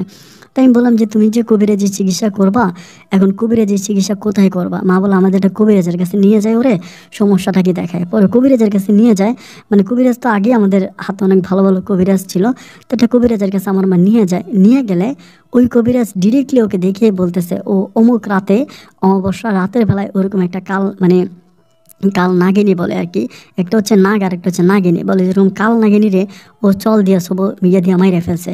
এখন নাগটা দূর থেকে, মানে তোমাদের বাড়ির মধ্যে তো ঢুকতে পারে না, তো দূর থেকে হচ্ছে ও বিষ দিতেছে ওর শরীরে, ওই বিষের জ্বালায় ওর গায়ে জ্বর আসতেছে, এটা হচ্ছে ওই কবিরাজটা বলে। তো বলার পরে আমার মা তখন বলতেছে তো আমাদের একটাই মাত্র বৌমা, এখন এরকম একটা অবস্থা হয়ে গেল, এখন কি করা যায়, মানে এটার মানে বিধি ব্যবস্থাকে বাঁচানোর কি আছে? তখন ওই কবিরাজ অনেকগুলো তাবিজ টাবিজ দিয়া বলে যে ঠিক হয়ে যাবে, নিয়ে যান। তো তাবিজ তোমার দেই, কিন্তু কাজ হয় না, মানে দিন যত যাচ্ছে ওর পাগলামির মাত্রাটা ততই বাড়তেছে, এরকম বিষের জ্বালায় ওর পুরো শরীর একেবারে ছিন্ন বিচ্ছিন্ন হয়ে যাচ্ছে, মানে শরীরে বিভিন্ন জায়গায় স্পট পড়ে যাচ্ছে, দাগ পড়ে যাচ্ছে, বিভিন্ন জায়গায় দাগ, তারপরে এমন অবস্থা যে ওর আসলে মানে কিছু বলার নাই আর কি। এরকম করে করে কয়েকদিন পরে, আর 2 থেকে 3 দিন পরে ও আমাকে বলে যে অমুক জায়গায় অমুক জায়গায় অমুক জায়গায় তাবিজ আছে, এই তাবিজগুলো তুমি উঠাই ফেলো, ও নিজে আমাকে বলে। তো তাবিজ আসলে কোত্থেকে আসছে আমি এটা জানি না, ও নিজেই বলে যে এই জায়গায় তাবিজ আছে, তুমি তাবিজগুলো উঠাই ফেলো, এগুলোর জন্য আমার শরীর ব্যথা হয়, এটা আমাকে বলে। তো আমি তখন বললাম যে তাবিজ, পরে আমার মাথায় আসছে যে ওই তাবিজগুলো ওই হুজুরটা আমাদের যে দুঃসম্পর্কে একটা হুজুর ছিল, ওই হুজুরটা তাবিজগুলো এখানে পুঁতে দিছিল, যে এগুলাই এই কারণে ইয়ে হয়েছে। তো আমি তখন চিন্তা করলাম যে তাবিজ উঠাইলে তো সমস্যা, আরও বেশি সমস্যা হবে, যেহেতু এত বছর আগের তাবিজ উঠানো যাবে না। আমি তখন তাবিজ উঠাই না, ও আমাকে বলে তাবিজ উঠা, আমি উঠাই না। এইভাবে ওর অবস্থা তখন একটা সময় এতটাই খারাপ হয়ে যায়, মানে ওর মুখ দিয়ে রক্ত বের হয়, কথা বলতে পারে না, মুখের দিয়ে লালা দিয়ে রক্ত বের হয়, যেদিকে তাকায় ওদিকে তাকায় থাকে, খুবই নাজেহাল অবস্থা হয়ে যায়, খারাপ অবস্থা হয়। আমি তখন চিন্তা করতেছি আমি কি করব, কিছুই বুঝতে পারতেছি না। একদিন রাতের বেলায় ওর অবস্থা এতটাই ভয়াবহ হয়ে যায়, বৃষ্টির দিন ছিল, ও খুবই কান্নাকাটি করতেছে এবং মুখ দিয়ে লালা বেরোচ্ছে, রক্তের লালা বেরোচ্ছে। তো আমাকে বলতেছে তুমি তাবিজগুলো উঠাই ফেলো, তাহলে আমি ভালো হয়ে যাবো, এরকম করে বলে। এরই মাঝে আমি আরেকটা কবিরাজের কাছে নিয়ে গেছিলাম, ওই কবিরাজকে আমি এই কথাটা বলছিলাম যে আমার বউ বলতেছে এমনি এমনি তাবিজ উঠাই ফেলতে, তো তাবিজ উঠাইলে কেউ ঠিক হবে? ওই কবিরাজা বলে হ্যাঁ, তাবিজটা উঠাইলে হয়তো ওর আর এই বিষটা ওরে এইভাবে আর বিষ দেবে না, মানে সাপের রাগটা ওর উপরে কিছুটা কমে যাবে, কিন্তু ওকে সবল দেওয়ার চেষ্টা করবে, মেরে ফেলার চেষ্টা করবে। আমি তখন চিন্তা করলাম যে ও তো ঘরের মধ্যেই থাকে, সারাক্ষণ ঘরেই থাকে, আর আমি প্রয়োজন ওকে পাহারা দিয়ে রাখবো, তারপরে যদি তাবিজগুলো উঠাইলে ওর শরীরের ব্যথাটা ভালো হয়, তাহলে আমি তাবিজগুলো উঠিয়ে ফেলবো। আমি ওই রাতের বেলায় হচ্ছে গিয়ে আমাদের বাড়ির মানে 4 কর্নারের তাবিজগুলো ছিল, আমি ওই 4 কর্নারে গিয়ে আমি 4টা তাবিজ উঠিয়ে ফেলি। আমি 4টা তাবিজ উঠাইয়া তাবিজগুলো ফু করে ফেলে দিই, তখন থেকে আমি তাবিজগুলো ফু করে ফেলে যখন ঘরে ফিরি, তখন প্রায় রাত 2টা 2:30টার মতো বাজে। আমি তখন দেখি যে মোটামুটি আমার বউ অনেকটা সুস্থ হয়ে গেছে, মানে ওর আর শরীর টরিল ব্যথা নাই, মানে কেমন যেন একটু ভালো হয়ে গেছে। আমি তখন বললাম যে কী ব্যাপার রোজিনা, ভালো হয়ে গেছো? ও বলে হ্যাঁ, আমার তো এখন একটু ভালো লাগতেছে, আমার শরীরেও ব্যথা করতেছে না, মানে আমি অনেকটা কমফোর্ট, এরকম করে বলতেছে। তা আমি তখন বললাম যে ওরে আল্লাহ, তাহলে তো এটাই ভালো ছিল, ওর তো আসলে তাইলে এটাই সমস্যা ছিল মনে হয়, এই জন্য তো আমি এটা উঠে ফেলি। অ্যান্ড উঠে ফেলার পরে আমি ওকে ঘর থেকে বেরোইতে দিই না, যেহেতু সাপেরও একটা সমস্যা আছে। আর আরেকটা ব্যাপার কি, রুজিনাকে কিন্তু আমার মা অনেক ভালোবাসতো, আমার ভাইয়াও বাবাও সবাই অনেক ভালোবাসতো, দেখতে অনেক সুন্দর ছিল, অনেক সুন্দর ছিল। এজন্য পরিবারের সব মানুষ ওর প্রতি অনেক টান ভালোবাসা ছিল, ওরে সবাই ভালোবাসতো। এই জন্য সবাই ওর কাজ করুক না করুক, ঘরে বসে থাকুক ঘুমায় থাকুক, মানে কেউ কোনো কোনো কিছু বলে না, ওর মতো করে ও চলতেছে। তো ওর মতো করে ও চলতেছে, আমি তখন এভাবে ওকে টেক কেয়ার করতেছি, করতে করতে আমার জানি কি হয় আমি জানি না, কিছুদিন পরে মানে আমি তখন কী করি, আমাদের ওইখানেই হচ্ছে একটা মুদির দোকানে চাকরি করি, সিএনজি চালাই না, ওকে দেখাশোনা করতে হবে, সন্ধ্যা পর্যন্ত ওই মুদির দোকানে চাকরি করি। আমার দুঃসম্পর্কের কাকার একটা মুদির দোকান, ওইখানে চাকরি করি, ওইখানে থাকি। তো মুদির দোকান থেকে আমি তখন বাড়ি ফিরি, আমি জানি না কাকে কিভাবে বলবো, আমি আমি যখন বাড়ি ফিরি, বাড়ি ফেরার পরেই আমার শরীর জানি মানে ওর সাথে যখন ঘুমাই মানে শুই, তখন আমার শরীরটা কেমন হয়ে যায়, মানে শরীরটা একদম কি হয় আমি জানি না, আমার মনে হয় আমি সারাটা রাত অজ্ঞান থাকি, সকালবেলা আমার জ্ঞান ফিরে আসে, এরকম হয়। তা আমি এটা রোজিনাকেও কিছু বলি না, কারণ তো এমনি নিজে অসুস্থ, ওটা আমি আর বলবো কি, আমি কিছু বলি না। তো সকালবেলাও আমাকে বলে তুমি রাতের বেলায় পশুর মতো এরকম করো কেন, আমাকে এটা বলে, তোমার সাথে কি জিন আছে, এটা আমাকে বলে। তো আমি ওরে কিছুই বলি না, মানে ও আমাকে বলে তুমি সকালবেলা গোসলও করো না, দোকানে চলে যাও, আমাকে এটা বলে। তো আমি তো জানি আমাদের মাঝে কোনো রকমের কিছু হয় না, তুমি গোসল কেন করতে হবে, কিন্তু আমাকে বলে তুমি গোসল করে যাও না কেন, এটা বলে, তুমি তো নাফাক শরীর নিয়ে যাও। আমি ওর কথাবার্তা কিছুই বুঝি না, আমাকে কি বলে, কারণ আমি আইসা যখন মানে শোয়ার পরে কী হয় আমি আর জানি না। এভাবে এক সপ্তাহের মতো আমাকে কন্টিনিউসলি এটা বলতে বলতে এবার বিরক্ত হয়ে গেছে, আর কিছু বলে না। ও সকালবেলা এটা গরম পানি করে, কিন্তু আমি গোসল করি না, আমি গোসল না করে চলে যাই। এইভাবে প্রায় অনেকগুলো দিন কাটার পরে একদিন হঠাৎ করে ও কি করে, মানে আমি বাসায় আসি রাতের বেলায়, আসার পরে মানে শুয়ে যাবে এই সময় বলছে তুমি মিষ্টি খেয়ে ঘুমাও, এটা আমাকে বলে। আমি বললাম যে কেন মিষ্টি খেয়ে ঘুমাইতে হবে কেন, ও বলে মিষ্টি খাও। তো আমাকে মিষ্টি দিয়ে আমি মিষ্টি খাই আমি ঘুমাই, কেন দিয়েছি সেটা আমি জানি না। সকালবেলা ও খুব মুখ কালো করে থাকে, আমার সাথে কথা বলে না, খুবই রাগারাগি করে, তো মুখ একদম কালো। আমি তখন বললাম যে মানে কী হয়েছে তোমার, মুখ কালো কেন? ও আমাকে বলে তোমাকে এমন একটা সুখের সংবাদ দিলাম, অথচ তুমি হু হু করে কাটাই দিলা, আর রাতের বেলা আমার সাথে এগুলো কী করলা, আমি একটু অসুস্থ মানুষ।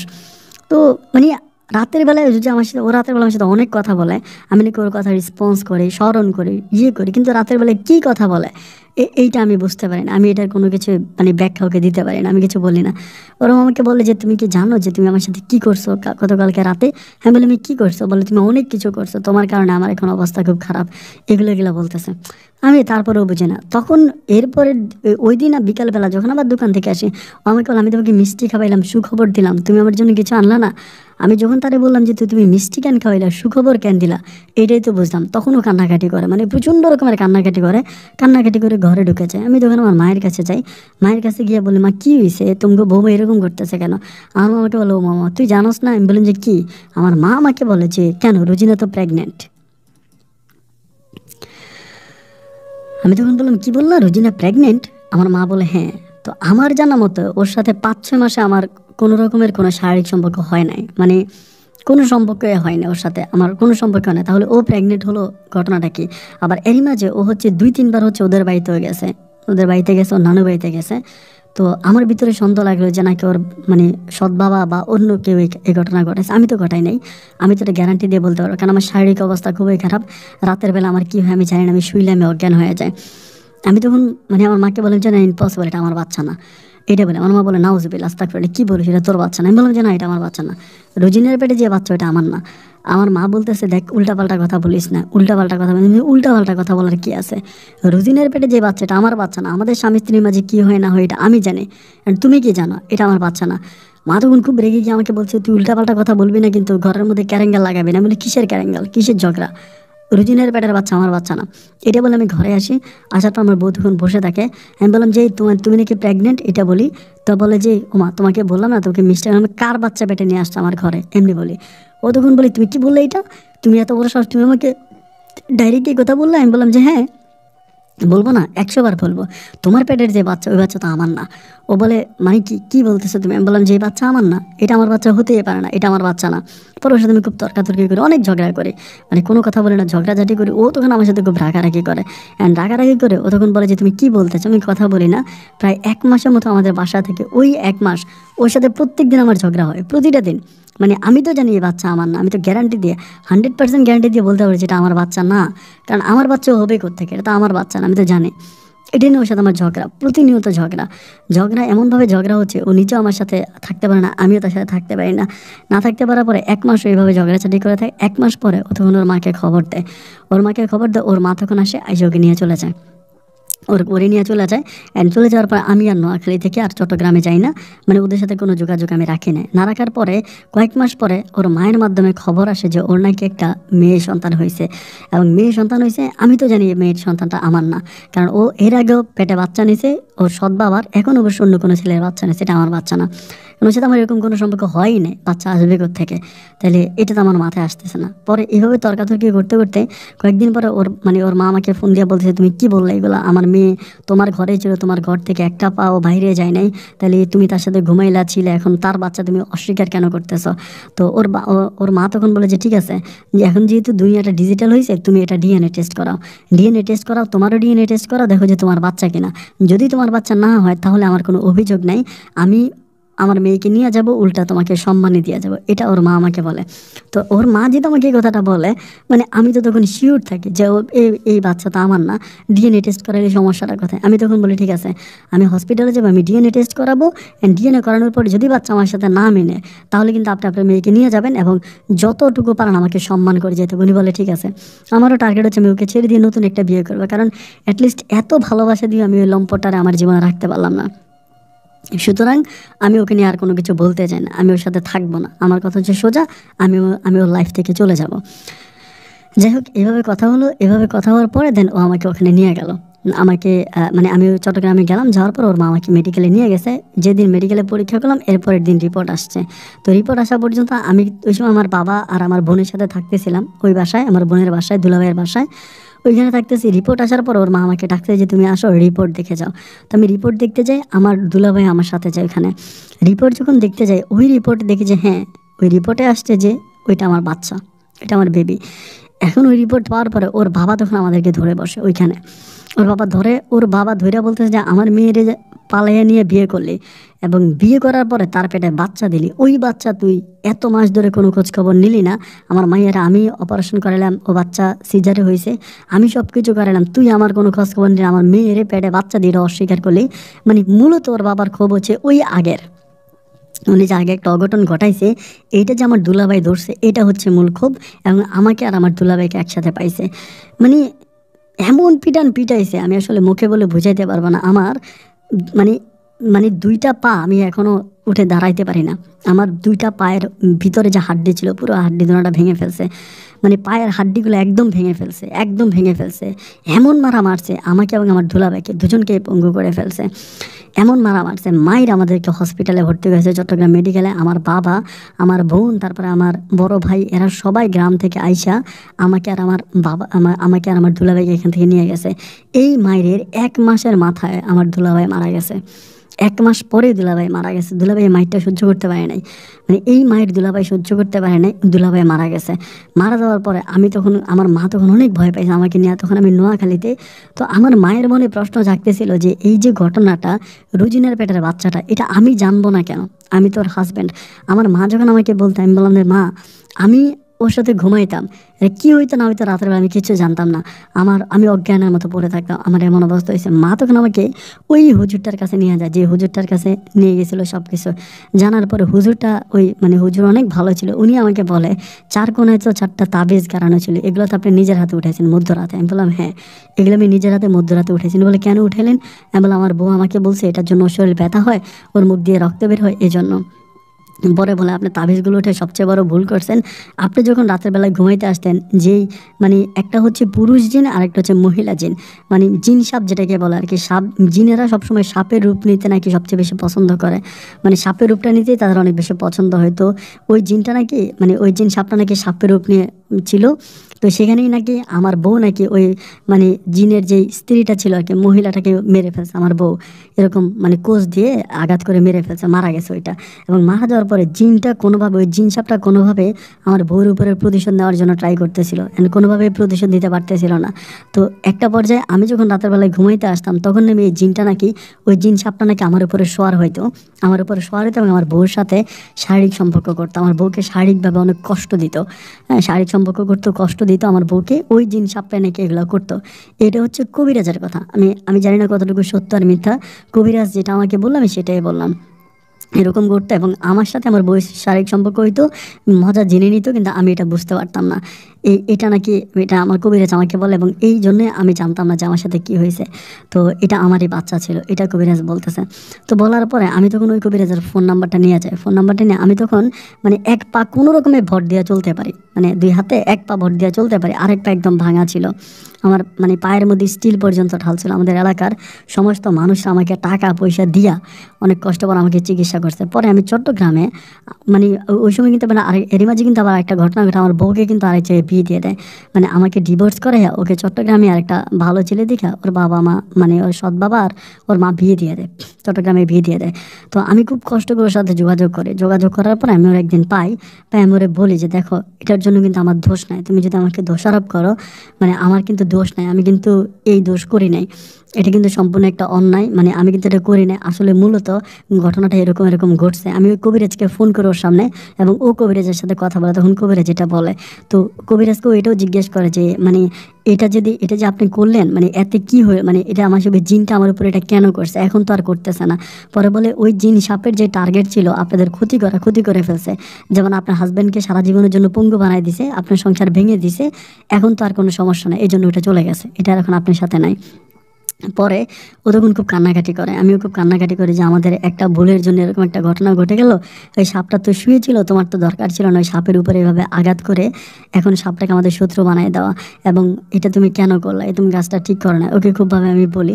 ও তখন আমাকে বলে যে আমি তো জানি না এরকম। তো আমি তখন কী করি, আমার তো পঙ্গু, ওর হাজব্যান্ডের কিন্তু অনেক টাকা ছিল, ওকে সেকেন্ডবার যেখানে বিয়ে দিছে উনিও একটা বড় বাড়ির জমিদার ছিল, টাকা পয়সা আছে, অনেক টাকা পয়সা।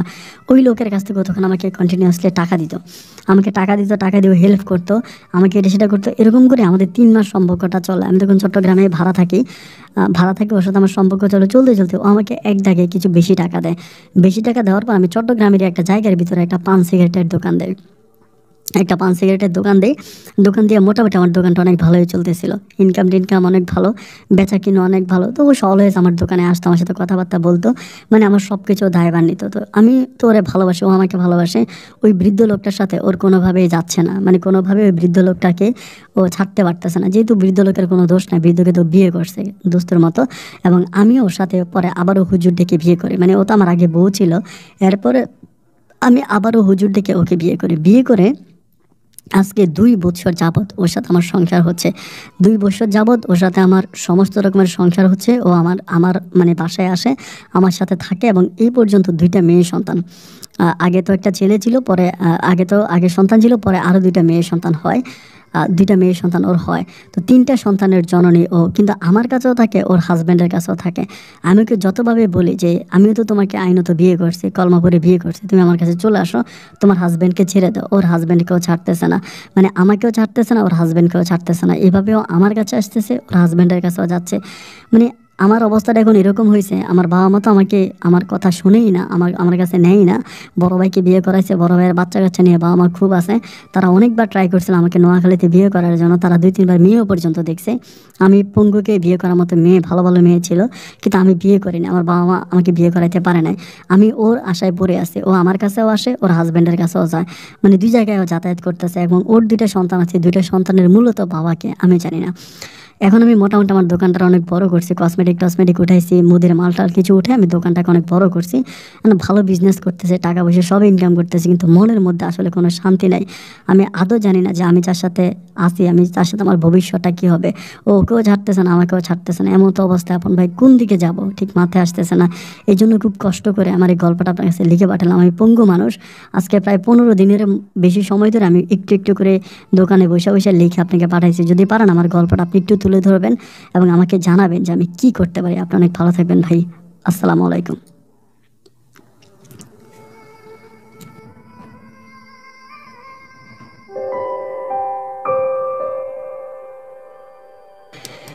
প্রিয় বন্ধুরা, সবাইকে অনেক বেশি ধন্যবাদ এতক্ষণ পর্যন্ত নোয়াখালীর ছেলে মোহাম্মদ জাফরের জীবনের গল্পটা শুরু থেকে শেষ পর্যন্ত আমার মুখ থেকে শোনার জন্য। গল্পটা একটু অদ্ভুত ছিল, মানে উনি অজ্ঞান থাকতো এবং ওই অজ্ঞান অবস্থা ওনার উপরে জিন সওয়ার হয়ে ওনার বউয়ের সাথে সম্পর্ক করত, এবং সেই সন্তানের বাবা জাফর ভাই নিজেই হলো।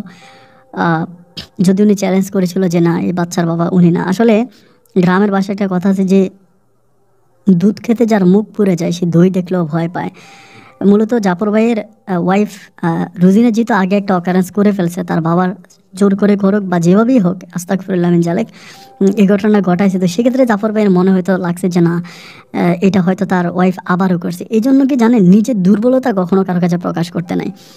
নিজের যে একটা দুর্বলতা আছে এই দুর্বলতাটা কখনো কোনো দিন যতই কাছের মানুষ হোক তাকে বলতে না, কারণ বলে দিলেই আপনি তার কাছে ছোট হয়ে গেলেন। সেই সুযোগ বুঝে আপনি কি এই কথাটা বলে খোঁচা মারবে, হোক না সে আপনার যতই আপন। এটা চরম বাস্তব। এই জন্য নিজের দুর্বলতা কখনোই কারো কাছে প্রকাশ করতে নাই। আর আরেকটা ব্যাপার আমি গল্পের শুরুতেই বলছিলাম যে জাফর ভাইয়ের বাবা যে কাজটা করলো, যে যে একটা সাপ শুয়েছিল এটাকে উনি মাইরা চলে আসলো ঘরে, এবং সেকেন্ডলি তার বউ এরকমভাবে দেখলো যে সাপ শুয়েছে। এই জন্য আমি আজকে এটাই আপনাদেরকে বলতে চাই যে রাস্তার পাশে চলাফেরা করার সময় অনেক সময় বিভিন্ন রকমের প্রাণী, মানে বিভিন্ন রকমের প্রাণীর রূপ ধরে জিন জাতিরা শুয়ে থাকে। তো এই জন্য কখনো গভীর রাতে বা দিনের বেলা অপ্রয়োজনে একটা গাছের পাতা ধরেও টান দেওয়া ঠিক না, প্রয়োজন ব্যতীত। সো এই জন্য এটুকু মনে রাখবেন, যেখানে তার ওয়াইফ সামান্য একটা ভুল করছিল, সাপ মারছে, সাপ আমরা সবাই মারি, এরকম হতেই পারে, সাপ সামনে পড়ছে তাকে মেরে ফেলছে। তো মেরে ফেলার পরেই কিন্তু ওনাদের জীবনটা এরকম হয়ে গেল। আমি আশা করবো গল্পের মূল টপিকস আপনারা বুঝতে পারছেন। বন্ধুরা সবাই ভালো থাকবেন।